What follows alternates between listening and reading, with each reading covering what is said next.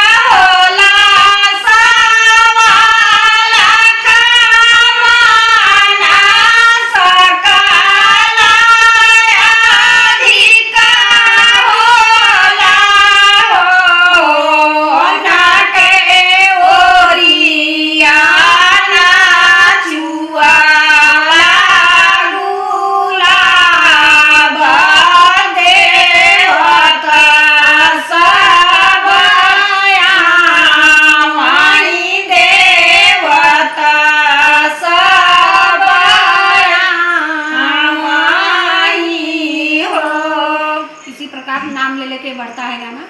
धन्यवाद। पूरा बात कीजिएगा।